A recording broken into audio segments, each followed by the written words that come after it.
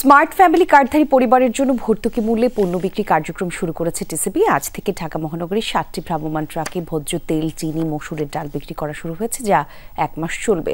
ভোজ্য তেল 2 লিটার 230 টাকা, চিনি 1 কেজি 80 টাকা এবং মসুরের ডাল 2 কেজি 140 টাকা বিক্রি করা হবে। তবে স্মার্ট ফ্যামিলি কার্ডধারীদের জন্য বিক্রয় মূল্য আগের মতোই বহাল থাকবে।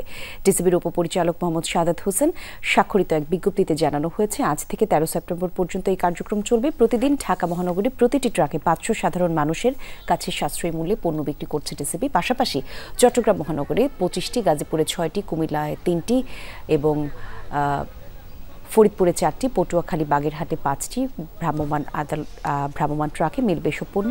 আজ থেকে 31 আগস্ট পর্যন্ত জেলাগুলোয় দৈনিক পণ্য বিক্রি কার্যক্রম চলবে।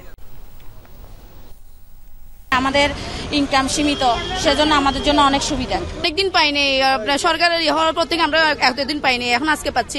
এটার জন্য আমাদের জন্য অনেক ভালো। ন্যায্য মূল্য দিচ্ছে, দিলে আমাদের জন্য ভালো, আমরা কম টাকা নিয়ে চলতে পারি, খাইতে পারি আর কি।